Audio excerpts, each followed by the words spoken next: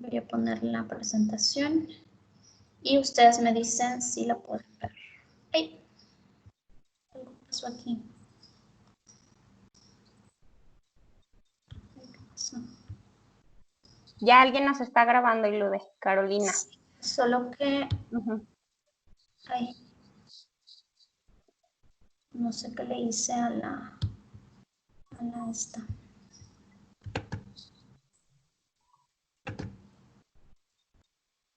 Ahora no las puedo ver. Listo. Listo.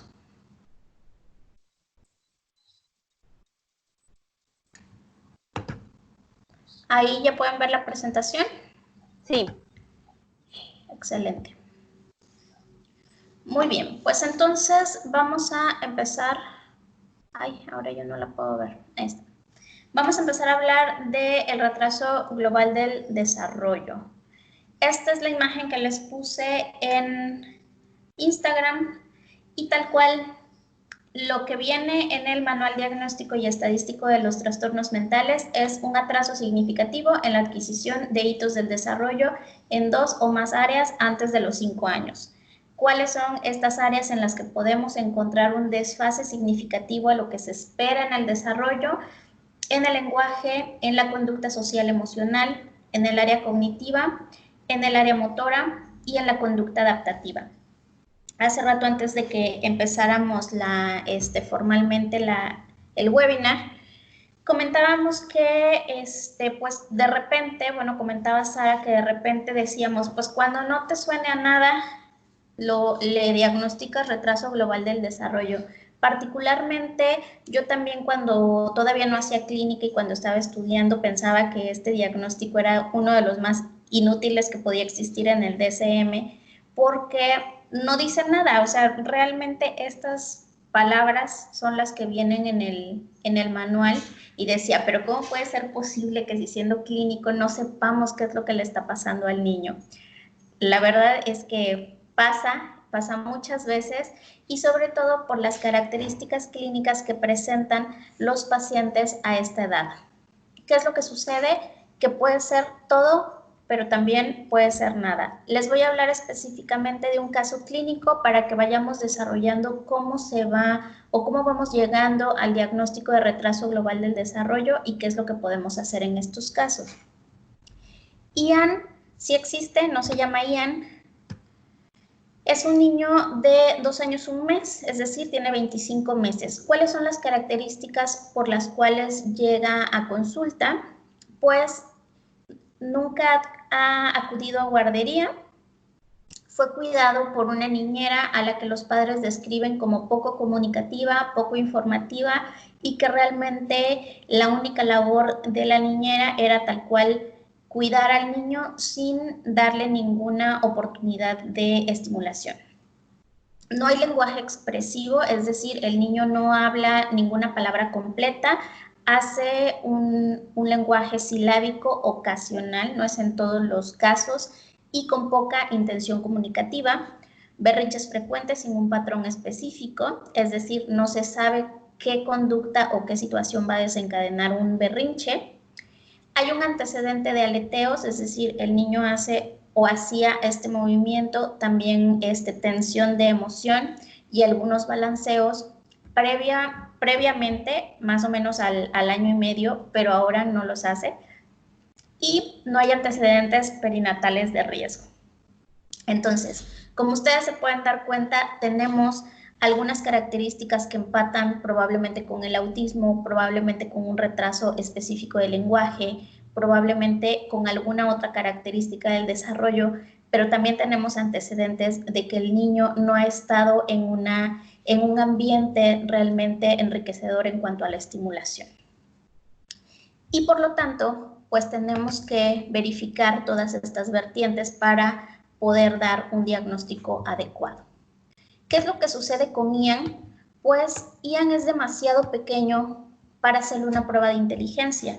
Las pruebas de inteligencia, el gold estándar, que son las escalas Wechsler, pues empiezan a los 2 años 6 meses. Entonces, no le podemos hacer una prueba de inteligencia como para poder determinar si el niño cursa con discapacidad intelectual o no. Y aún así, aún aplicando una prueba a los 2 años, 6 meses, no siempre podemos llegar a ese diagnóstico. ¿Qué sí podemos hacer? Cuestionarios del desarrollo al cuidador, es decir, preguntarle al cuidador qué sí hace y qué no hace en la casa. Obviamente tenemos que hacer algunas escalas de autismo para determinar si el niño presenta los indicadores o no de que cumplen los criterios para este diagnóstico. Aquí les puse CARS porque fue lo que se le aplicó a este niño específicamente, pero pues puede ser cualquier otra escala de autismo, el A2, el A2, la escala de Calderón, cualquier otra que ustedes sepan manejar o cualquier otra que les ayude a determinar si presenta o no las características diagnósticas de autismo. Sin embargo, considerando nuevamente que el niño está demasiado pequeño para presentar todas las que se conocen o las más comunes que específicamente están enfocadas más a una etapa escolar. Y claro, lo ideal es realizarle al niño pruebas de desarrollo estandarizadas. En este caso, las que yo aplico personalmente son la escala Battelle, de desarrollo de Battelle, y la escala de desarrollo de Bailey en su tercera versión. Pros y contras. Escala Battelle es una prueba que sí está estandarizada para la población mexicana. Es muy bonita, es una escala de verificación. La escala Bailey contra es que no está estandarizada para la población mexicana, pero es el gol estándar en cuanto a las pruebas de neurodesarrollo. Entonces, en este caso yo aplico las dos porque sí nos sirve de mucho saber en qué momento del desarrollo se encuentra el niño, es decir, cuáles son las habilidades hasta este momento para determinar si existe un atraso o no y si este atraso es significativo o no. Hay que recordar que no todos los niños se desarrollan al mismo tiempo, no todos hacen las cosas exactamente en el mismo momento, pero sí tenemos algunas ventanas de desarrollo en donde más o menos podemos saber cuáles hitos se presentan entre qué rangos y qué rangos de edad. Entonces se vuelve significativo cuando una habilidad está desfasada por más de 2 o 3 meses en cuanto a los demás niños, pero no nada más eso, sino que esta habilidad impacta en el desarrollo de otras habilidades cognitivas.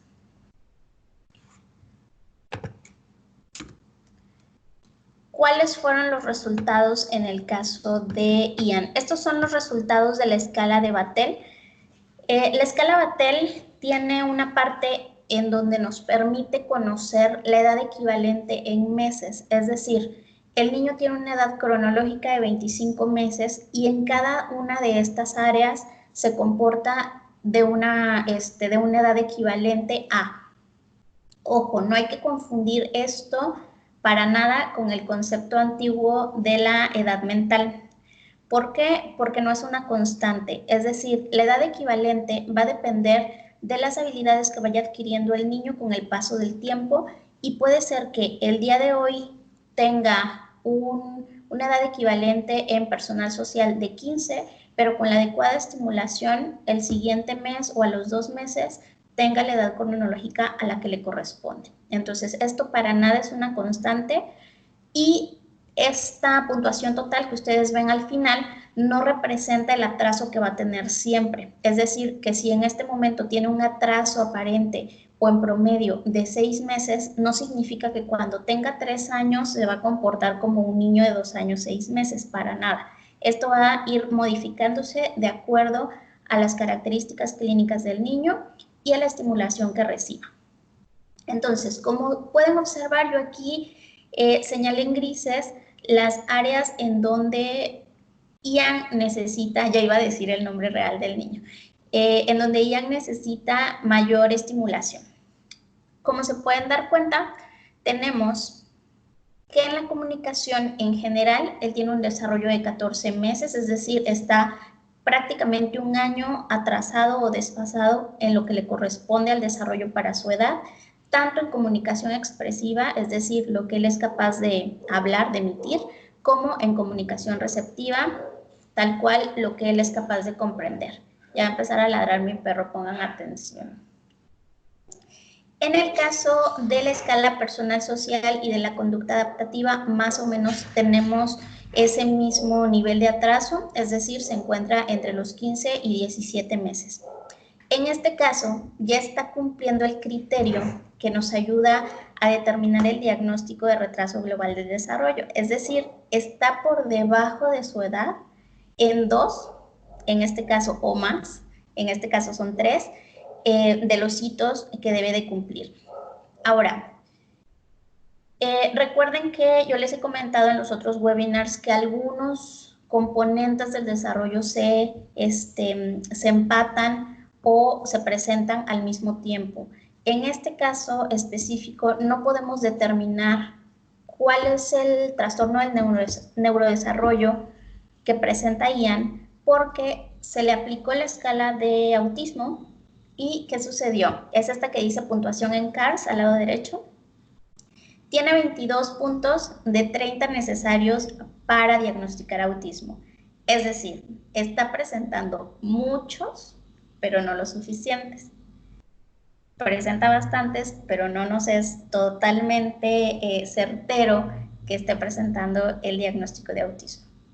Sus periodos atencionales son mínimos, es decir, si yo le pongo una actividad estructurada, no sigue la instrucción y esto mucho tiene que ver tanto con la atención como con las características del lenguaje. Y entonces nos preguntamos, ¿y si en realidad lo que sucede con él es que tiene déficit de atención o alguno de los otros trastornos del neurodesarrollo, pero que se está manifestando por las dificultades para desarrollar el lenguaje? El 80% de los niños que llegan a consulta tienen un atraso en el lenguaje y es la primera manifestación de algún otro trastorno del neurodesarrollo. Entonces, no todos los niños que tienen un atraso en el lenguaje tienen solo un trastorno del lenguaje, o sea, generalmente es algún otro diagnóstico. Entonces, aquí debemos considerar que a pesar de que tiene el trastorno del lenguaje, puede ser algún otro trastorno del neurodesarrollo. Otra de las situaciones que si tenemos un atraso en el lenguaje, cuando nosotros le pedimos al niño, por ejemplo, brinca, pues si no hay comprensión del lenguaje, no va a ejecutar la actividad. En este caso específico, recuerdo muy bien que en el reporte le puse, las habilidades motoras se evaluaron a la observación y no a la instrucción. Es decir, cuando yo le pido al niño que realice la actividad, no las hace. La prueba me dice, califica si el niño lo hace o no lo hace, no si te obedece o no te obedece. Entonces, en este caso, por eso sale bien en las habilidades motoras, no porque él haya seguido la instrucción, sino porque a la observación me di cuenta que él sí realizaba estas actividades. No lo interés por las actividades estructuradas, lo mismo se puede empatar con la cuestión del lenguaje o con algún otro trastorno del neurodesarrollo. Y aquí viene entonces la parte muy bonita del retraso global del desarrollo.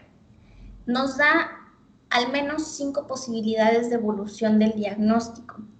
¿A qué puede evolucionar un retraso global del desarrollo? Pues puede ser que más adelante nosotros, después de la estimulación, sigamos viendo que persisten los aleteos, sigamos viendo que persisten las conductas repetitivas y sigamos viendo que persisten las dificultades de adaptación y de socialización, y entonces diagnosticamos un trastorno del espectro del autismo. En otro caso, una vez que podamos realizar la evaluación de coeficiente intelectual, nos damos cuenta que este niño en realidad cursaba con una discapacidad intelectual que en la temprana infancia se le estaba manifestando por medio de un atraso significativo en todas las áreas del desarrollo. Estos serían otras posibilidades diagnósticas, que resulte que nada más era un trastorno del lenguaje, nada más entre comillas, que fuera un diagnóstico de retraso del lenguaje puro, digamos, que solo tenga el retraso del lenguaje y que al no entender las instrucciones, pues le estuviera costando focalizar la atención y le estuviera costando el seguimiento de instrucciones y por tanto, pues también la socialización.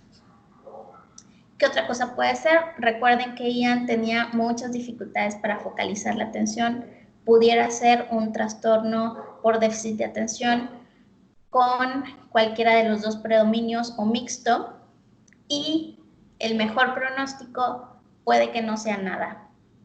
¿Y por qué puede que no sea nada? Recuerden que el hecho de que el niño esté atrasado de una manera significativa en su desarrollo y dada la plasticidad cerebral, pues tiene muchas posibilidades de una evolución favorable. Entonces, si nosotros damos una adecuada estimulación a ese niño y si no tiene per se un trastorno del neurodesarrollo, pues puede ser que su evolución sea totalmente normal con el paso del tiempo. ¿Sale? Entonces, estas son las 5 posibilidades diagnósticas del retraso global del desarrollo y entonces por eso es sumamente importante que tengamos evaluaciones tempranas, intervenciones oportunas y una reevaluación. En este caso, para hacerlo un poquito más interactivo, díganme ustedes, no quiere avanzar. Espera. Bueno, ¿cuál fue el plan de tratamiento específico con Ian? Ya vieron la respuesta a la pregunta. ¿Cuál fue el plan de tratamiento con Ian?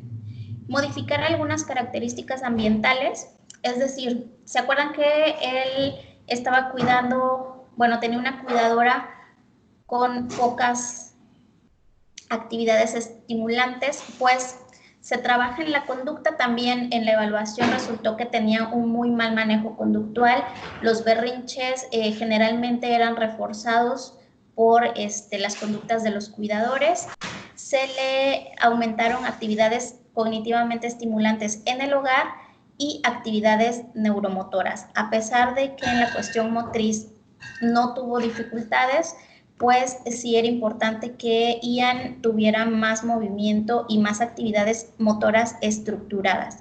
Recuerden que la evaluación motora se hizo a la observación, es decir, el niño no seguía la instrucción motora en sí. Entonces, por eso se le agregaron actividades neuromotoras.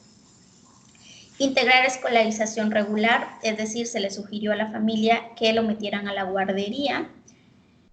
Y terapia de lenguaje, tanto a nivel expresivo como a nivel receptivo. Ahora, ¿sí se tiene que hacer evaluación o no? ¿Ustedes qué dicen? A ver, algún voluntario que me digan, ¿le hacemos reevaluación o no? ¿Y cuánto tiempo después ustedes le harían una reevaluación a este niño? ¿A los 6 meses, a los 12 meses o jamás? ¿Hola? ¿Sí me oigo? Sí. Sí. Soy Carolina. Bueno, yo sí le haría reevaluación. ¿Cuánto tiempo después? Pues yo soy de pensar que los 3 meses, debido a que por la edad y el tiempo de desarrollo va avanzando, digamos, los hitos de desarrollo van avanzando, entonces es mejor tener una evaluación a los 3 meses y más si se puede, pues. Ok. ¿Alguien más? ¿Alguna otra opinión? Yo se la haría quizá 6 meses o un año. ¿Por qué? Pues porque si ya tiene un tratamiento, entonces quizá ver qué evolución tuvo después de este tratamiento, entonces sugeriría que quizá los 6 meses. Excelente. Pues en el caso de los niños, sobre todo tan pequeños, muchas gracias por sus respuestas, se está monitoreando constantemente la evolución. En este caso, con la reevaluación, nos referimos a una reevaluación formal, es decir, igualita a la que le hicimos al principio. Sin embargo, pues obviamente mes con mes se van observando si los hitos o los objetivos que planteamos en un inicio se van cumpliendo y en cuánto tiempo se van cumpliendo. En este caso, las cuestiones motoras sabemos que son las que avanzan más rápidamente. Ian no tenía dificultades en la motricidad y las que tardan más son las que tienen que ver con el lenguaje. Entonces, aquí con las modificaciones ambientales, inmediatamente después se van viendo cuáles son las habilidades que va adquiriendo el niño con la estructura, con el ambiente estimulante y con las terapias de lenguaje. En este caso específico, se sugirió la evaluación formal a los 12 meses. Sin embargo, les digo, esto así tal cual como no sabemos un diagnóstico específico, va a depender de cada uno de los niños. Hay algunos niños en donde en lugar de mejorar, empiezan a presentar, por ejemplo, más actividades desestructuradas, como más aleteos, más manierismos, se les empieza a desestructurar más el lenguaje, o que inmediatamente después de incluirlo a la escolarización empiezan a tener más berrinches o alguna otra característica específica, pues se sugiere la evaluación antes, pero va a depender totalmente de cada uno de nuestros pacientes. Ahora, la otra pregunta, ¿se modifica el diagnóstico? Es decir, cambiamos a esta evaluación de 12 meses, pensando en que Ian tendría 36 meses, ¿le modificamos el diagnóstico? Sí, no sabemos, ¿qué hacemos? ¿Ustedes qué opinan en este caso? Bueno, hola, creo que sí es posible. Digo, yo en mi experiencia con niños con autismo, pues a veces por su edad no es tan claro el diagnóstico y pasa el tiempo y a pesar de que haya tenido ya mucha estimulación, los rasgos son todavía aún más marcados y entonces ya podríamos dar un diagnóstico o incluso decir que definitivamente autismo no era. Yo basándome en un trastorno del espectro, que es como mi experiencia, vaya. Muchas gracias. ¿Alguien más? ¿Qué dice el público?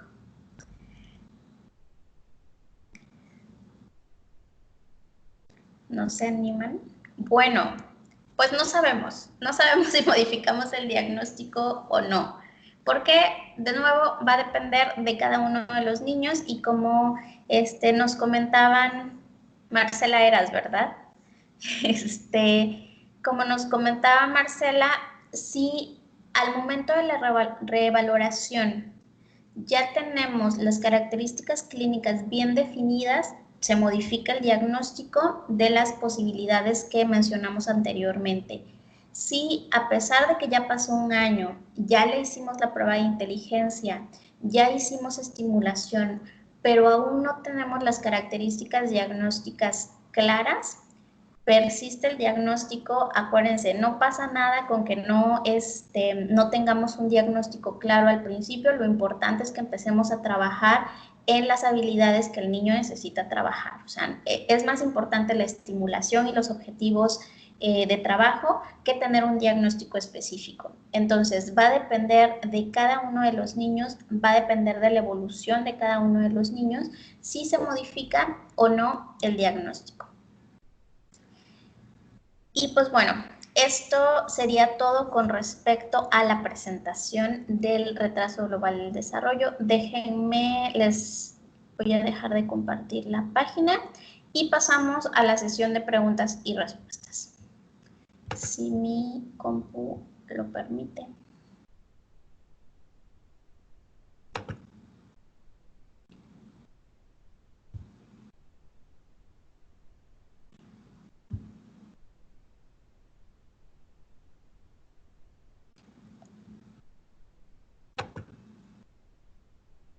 Mi compu no les quiere dejar de compartir la presentación. Ya. Te iba a decir, la presentación ya no se ve. O sea, mi pantalla. Ajá, tu pantalla sí. Ajá.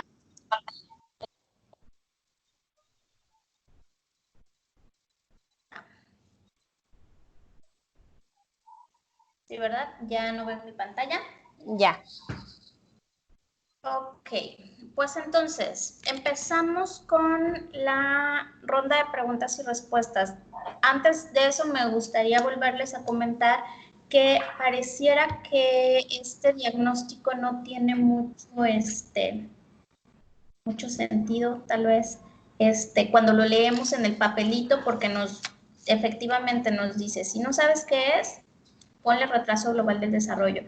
Como pudieron ver, tiene más sentido del que parece. O sea, si nosotros nos damos cuenta que el niño tiene más de un área que o sea, aparte de no saber qué tiene, también si el niño tiene más de un área en donde se encuentra un desfase, puede haber muchísimas combinaciones. O sea, en el caso de Ian, quien les presenté, no tenía dificultades motoras, pero tengo otro paciente en donde la combinación es un atraso en el lenguaje, un atraso motor, pero la socialización está bien. Entonces, aquí es donde se van modificando, se van jugando con las características diagnósticas. Ahora sí, preguntas y respuestas. Déjenme. Aquí mire, ya puso ¿Pusieron preguntas en una. el chat? Sí, puso, ¿en qué características específicas te basas para determinar el tiempo de reevaluación?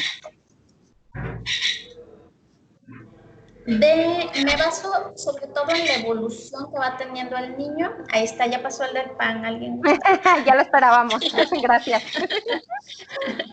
Es su hora, les digo. Ujú. Me baso entonces en la evolución que va teniendo el niño después de la intervención. A ver, ¿cómo les explico esto? Los programas, específicamente los que yo le doy a mis pacientes, implican mucho el trabajo de los padres. Entonces, aparte de tener las cuestiones cuantitativas, es decir, las evidencias con las cuales nosotros trabajamos, también es mucho el trabajo cualitativo. Ya se los he mencionado varias veces que lo cualitativo o la observación, la clínica es lo que más nos va a permitir el trabajo con los pacientes. Entonces, cuando nosotros observamos, por ejemplo, que los padres no son cooperadores del programa de estimulación, sugerimos hacer algunos otros ajustes, no nada más hacer una reevaluación, sino hacer algunos ajustes al tratamiento del paciente, como por ejemplo que acuda todos los días cuando generalmente se les pide que acudan una vez a la semana o 2 veces a la semana, y entonces se van haciendo ahí algunas modificaciones en la escuela, por ejemplo, la participación de la escuela, la participación de los otros terapeutas, incluso la participación de neuropediatría, si es que el niño requiere de algún tipo de tratamiento farmacológico, que generalmente a los niños con retraso global del desarrollo no hay un tratamiento específico farmacológico y que también están muy pequeños para darles un tratamiento específico, como en el caso de el metilfenidato o los medicamentos que les dan para trastorno por déficit de atención.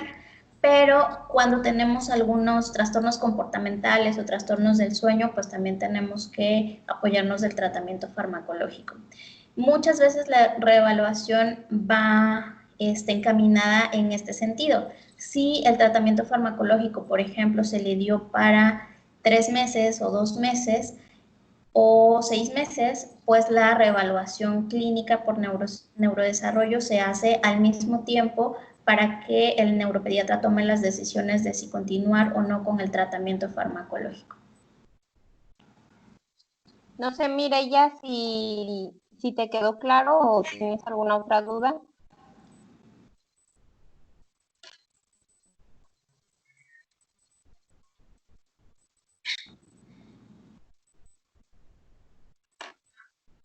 ¿Alguien más tiene alguna otra duda?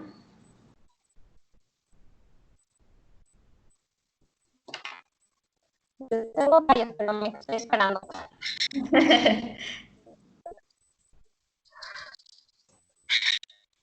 Vi que iban a compartir lo que grabaron. Es que entré un poco tarde por estar en trabajo. ¿Pero en dónde lo van a compartir? Lo voy a colgar en el Instagram TV. Ah, ok, va. Gracias, una disculpa. De nada. Bueno, si quieres, entonces yo les sigo. Mi primera duda es, que no se escucha el micrófono de Mireya, entonces no lo escriba. Si quieren, me espero.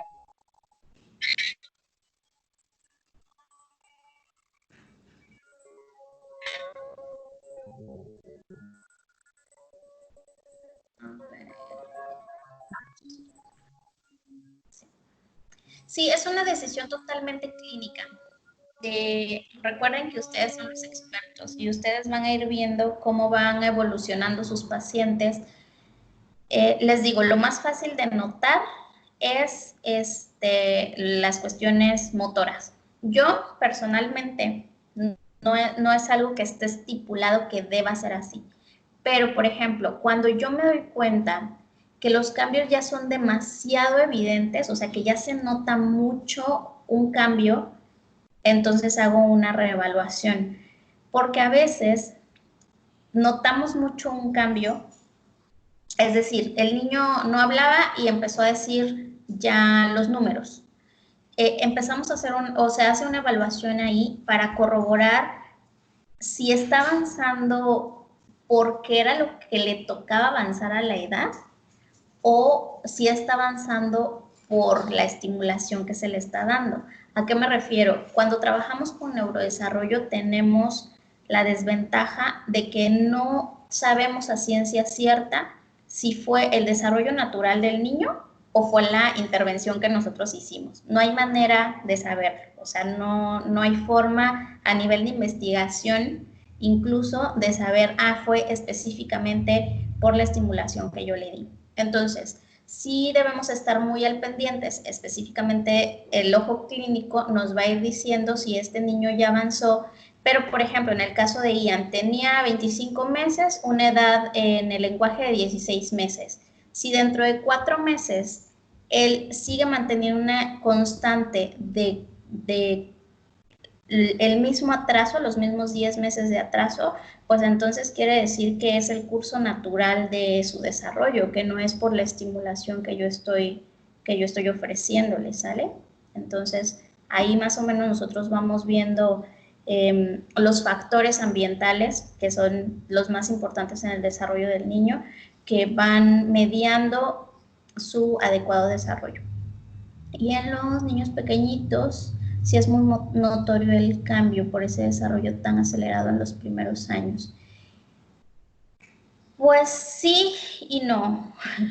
¿Por qué no es tan notorio en el caso de los niños que tienen algo o que los papás manifiestan alguna preocupación en el desarrollo?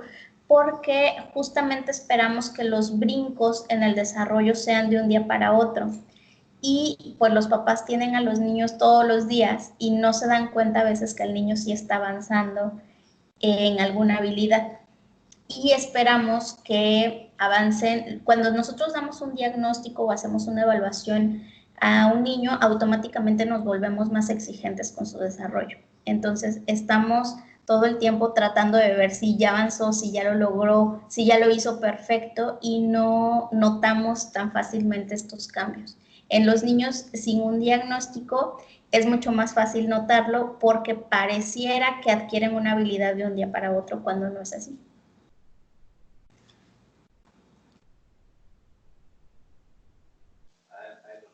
Yo más que una duda, un Sí. comentario, digo, yo eso del diagnóstico global del desarrollo tenía una idea a lo que tú estás platicando, estoy totalmente de acuerdo, pero una vez nos tocó buscar a Sara y a mí, no sé si lo recuerda Sara, lo buscamos en el DSM y hablaba específicamente de inteligencia.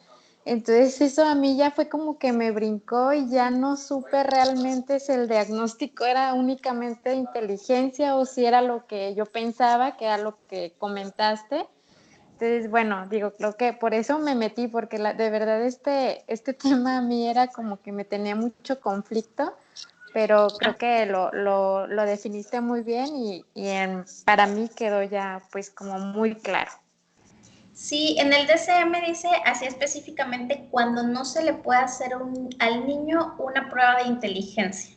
Es verdad, sí menciona la cuestión de la inteligencia, pero también dice que tiene un atraso significativo en las otras áreas del desarrollo y que este atraso no se puede justificar con una discapacidad intelectual, porque obviamente los niños con discapacidad intelectual van a presentar estas mismas características, es decir, atraso en 2 o más áreas, generalmente la motricidad está conservada, pero las otras áreas del desarrollo van a tener un desfase. Sin embargo, cuando no le podemos hacer la prueba de inteligencia ni justificar que sea por la inteligencia, entra también dentro del retraso global del desarrollo.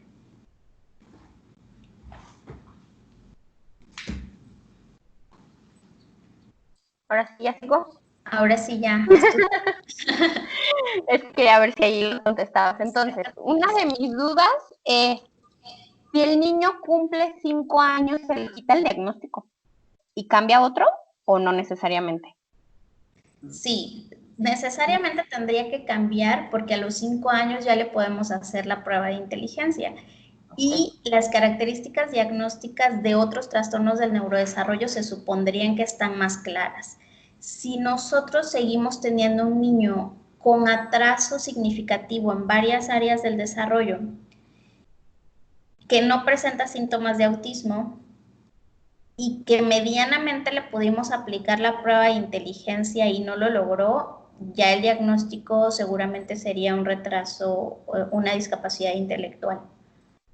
A menos que tuviera características de atraso en el lenguaje específicas y que nosotros clínicamente pudiéramos decir, es que no puedo contestar la prueba de inteligencia porque tiene el atraso en el lenguaje y no puede adaptarse bien a su medio porque tiene las dificultades del lenguaje. Entonces aquí no diagnosticamos la discapacidad intelectual, sino diagnosticamos el retraso del lenguaje. Si cumple con varios criterios, pues hacemos un diagnóstico combinado, discapacidad intelectual con alteración en el lenguaje y con alteración en la otra área en la que notemos una alteración. Y si, por ejemplo, cumpliera los 5, yo descarto autismo, pero todavía me quedan varias áreas y probablemente la prueba de inteligencia no la puedo aplicar por lo del lenguaje, se queda sin diagnóstico. No, O sea, le diagnosticas el retraso del lenguaje. Nada más ese. Porque yo creo que para mí es un poquito más difícil diagnosticar la discapacidad intelectual, mucho más que a lo mejor lenguaje o alguna otra área que tuviera dificultad, ¿no? No te escucho todo completo. ¿Me lo puedes volver a repetir? Y que para mí sería como un poquito más difícil diagnosticar discapacidad intelectual si tuviera alguna otra dificultad. Entonces, eso se me hace como una etiqueta muy fuerte como para poner, Sí. entonces probablemente pueda haber otros. Entonces, aquí la desventaja es que muchos papás no tienen la información, entonces conmigo han llegado niños de 7, 8 años que todavía dicen que tienen este trastorno, ¿no? Entonces, pues ya, yo ya más o menos tenía idea de que a partir de cierta edad ya no es. Sí, de hecho tienes mucha razón. O sea, el diagnóstico de discapacidad intelectual se hace hasta que ya estás 100% seguro de que no son los otros diagnósticos, porque sí requiere o sea, sí implica muchas situaciones muy fuertes en cuanto al desarrollo del niño. O sea, implica que ese niño no va a tener una edad madurativa, aquí sí hablando de las edades madurativas, más allá de los 14 años de edad. Entonces, sí es muy impactante ese diagnóstico. Entonces, antes de darlo, pues tenemos que verificar bien que no es algún otro retraso del desarrollo, trastorno del desarrollo. Y sí, a mí me ha tocado ver hasta chicos de 11 hasta 14 años. Tuve una paciente que le hicieron el diagnóstico temprano de retraso global del desarrollo en Estados Unidos. Le empezaron a dar tratamiento de autismo, que era el diagnóstico al cual evolucionó, pero nunca los papás se enteraron, no sé si les dijeron o si ellos no se enteraron de que le habían modificado el diagnóstico. O sea, todo el tratamiento lo estaba llevando de una manera adecuada con el tratamiento para autismo, pero ellos persistían en decir que la chica tiene retraso global del desarrollo, cuando pues ya es un adolescente con características clínicas evidentes de trastorno del espectro del autismo. Y yo creo que también lo que pasa es que hay muchas escuelas o muchas instituciones que lo que quieren es un diagnóstico. Entonces yo creo que ayuda a decir, tiene esto, pero al final de cuentas para ti la estimulación va a ser estimulo todo, ¿no? O Sí. sea, todas las dificultades que tiene para ahí ir detectando qué es lo que queda ya más rezagado, porque probablemente como el ejemplo que diste, que dice el eje la recomendación de asistir a guardería, porque ahí a lo mejor es descartar que haya tenido negligencia, de que no recibió estimulación adecuada, de que no logró avanzar por eso, entonces la guardería va a ayudar. Entonces, si va a guardería y todavía sigue como rezagando ciertas actividades, entonces ya es cuando te pones a pensar un poquito más en hacia dónde ir, ¿no? Entonces, a lo que yo entendí podría ser que cuando hago la reevaluación, voy más bien descartando, ¿no? De estas cinco características que pusiste de autismo, lenguaje, no fueron 4, discapacidad intelectual o ninguno, voy descartando para ver en cuál se va quedando y a lo mejor ir tratando de buscar características hacia ahí, pero a su vez estimulando. Sí, y con pocas, o sea, con las pocas sesiones, fíjense, algo que pasa muy frecuentemente con los niños que van a evolucionar a nada o a trastorno por déficit de atención, es que desde que empiezas las sesiones de evaluación, empiezan a haber modificaciones en la conducta del niño y en la conducta de los padres también, porque de repente cuando los niños entran a un ambiente cognitivamente exigente y los padres se dan cuenta de las cosas que el niño puede hacer y ellos no le permitían o no puede hacer porque no se lo han permitido, empiezan a modificar dinámicas familiares. Ahí tú eres la experta, Sara. Y entonces a la siguiente sesión, no sé, a los 3, 4 días o a la semana que se continúa con la evaluación, la actitud o el comportamiento o la conducta del niño ya es totalmente diferente y entonces desde ahí, desde el momento de la evaluación, nos damos cuenta cuál podría ser la probable evolución dentro de 6 meses con la estimulación adecuada. En las notas que tiene la evaluación de Ian, yo ponía así como TDA, o sea, parecía un trastorno por déficit de atención de capítulo 1, porque presentaba muchas características de inatención que no estaban asociadas realmente a las dificultades del lenguaje, sino periodos atencionales, así que aunque la actividad estuviera siendo de su agrado, el niño perdía el foco atencional inmediatamente. Entonces, desde mi punto de vista, no se le ha hecho a Ian la revaloración, de hecho, ¿qué será? No le faltará mucho para hacerle la revaloración. Desde mi punto de vista, la evolución de Ian va a ser a trastorno por déficit de atención.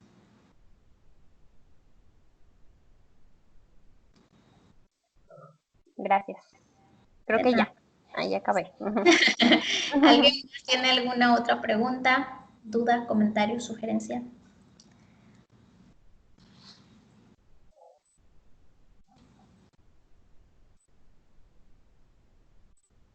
¿No? ¿Segurísima?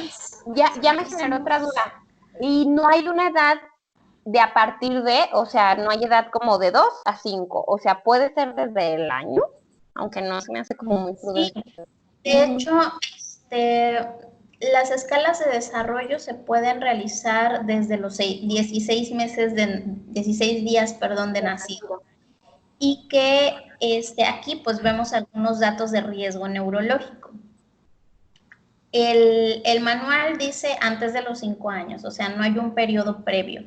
Sin embargo, generalmente a consulta llegan a partir de los 18 meses, cuando ya se empiezan a notar las características de atraso en el lenguaje. Recuerden que les comenté que el lenguaje es uno de los principales motivos por los cuales los padres se acercan a la consulta.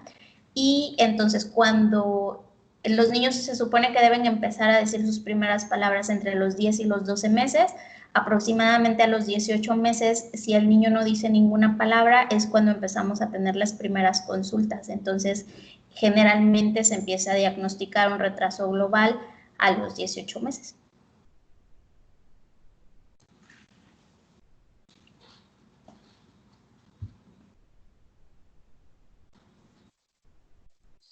Ok. Muy bien. Bueno, si no hay más dudas, pasamos a los comerciales. ¿Se acuerdan que la sesión pasada hablamos de la posibilidad de hacer un taller de elaboración de materiales para la estimulación? Sara y yo lo estuvimos preparando y les queremos decir que la siguiente semana, bueno, vamos a abrir la convocatoria el día de mañana para el taller. Vamos a hacer un taller el día sábado, que es sábado 6 de junio. Lo tenemos pensado para 2 horas y media, de 10 a 12 y media hora de Mochis, de 11 a 1 y media hora de Guadalajara y el centro del país. Va a estar dirigido específicamente a docentes, psicólogos o neuropsicólogos. Por esta vez vamos a dejar fuera a padres y cuidadores por las características de la información que vamos a dar, que tiene que ver con lo técnico un poco. Entonces ya haremos en algún otro momento otro taller que tenga que ver con las actividades para padres y cuidadores. Entonces, si están interesados, el día de mañana vamos a sacar, les digo, la convocatoria para este taller, para todos los que estén interesados y que les digan a sus compañeros o a sus amigos que también pudieran estar interesados en el mismo. Vamos a hacer un taller que va a ser teórico-práctico. Teórico, pues para tener los elementos para realizar las intervenciones o los materiales. Y práctico, pues para que ustedes vayan haciendo sus propios materiales. Y también para, no sé si lo mencionaste o no lo escuché, que es dirigido para atención. O sea, solamente es material, es información y todo que tiene que ver con atención. Y de preferencia que todas vayan juntando todo lo que tengan en su casa. Todo, o sea, el objetivo es utilizar, reusar, buscar estrategias para no tratar de buscar como material muy caro, ¿no? Y que se den cuenta que en realidad la información es lo importante, deben de saber qué procesos se está trabajando y cuál es el objetivo y no tanto si mi material es caro. Entonces, ese es el objetivo principal, porque con cualquier cosa se puede hacer material y no es necesario ni siquiera salir de casa, porque hay veces que hasta los mismos padres de familia a los que les dejas, ellos lo pueden ir haciendo. Así es. Sí, les vamos a decir las dos vertientes, o sea, la forma de hacerlo fresa y la forma de hacerlo con materiales reciclados. En este caso podría ser lo digital, ¿no? O sea, que hay tanta variedad de cosas en lo digital, pero a veces uno no sabe ni cómo usarlo. O sea, nos podemos ir hasta aplicaciones como Illustrator, que podemos hacer cosas bellísimas, o la otra con Paint, ¿no? Entonces, son varias. O con lápiz y papel. Exacto. Entonces, están invitadas. Mañana les voy a hacer llegar, bueno, tanto por Instagram como por Facebook, la información para que se la pasen también a sus contactos. Sale a las y los que estén interesados. Y también les quiero comentar que voy a hacer una sesión de preguntas y respuestas para padres, así que si ustedes conocen a alguien o ustedes son algún padre que tenga alguna pregunta específica acerca del neurodesarrollo de su hijo, pues voy a abrir una cajita de preguntas en Instagram para que ahí pongan sus dudas y yo poderles ir contestando en una sesión a los padres para que tengan más información acerca del desarrollo de sus hijos. Acuérdense que en este momento estamos apostando más porque las intervenciones sean lo más tempranas posible para que tengamos más oportunidad de aprovechar la plasticidad cerebral y que los niños tengan mejores oportunidades de desarrollo. Yo una duda, ¿el próximo viernes va a haber tema? No lo he pensado porque como tenemos lo del taller, entonces, Sí, tampoco te lo había preguntado. Sí, no sé, no había pensado en la opción, no sé si quieran ustedes algún tema en específico o nos esperamos con el taller y ya lo pensamos bien. ¿Cómo ven ustedes? Si hay un tema que les urge, lo podemos platicar en viernes. Como ustedes.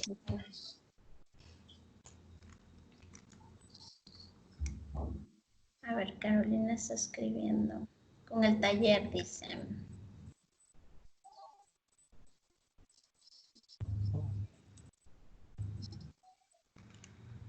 Sí, también considerando eso que pues tendría la inversión de tiempo el viernes y otra vez el sábado, entonces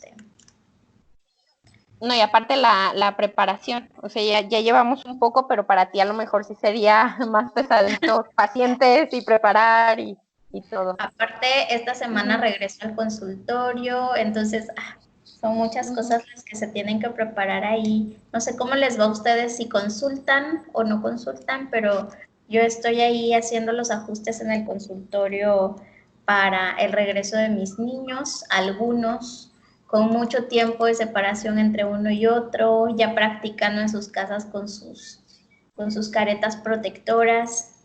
Entonces, estamos ahí trabajando bastante arduamente con ellos porque les cuesta mucho trabajo, incluso a los niños grandes, o sea, a los niños entre 8, 9 años les cuesta trabajo adaptarse al uso correcto del cubrebocas. Así que si ustedes tienen hijos o sobrinos, practiquen con ellos porque eventualmente van a tener que salir a la calle y es mejor que no usen a que lo usen mal. Entonces, mejor enséñenles a utilizar correctamente el cubrebocas.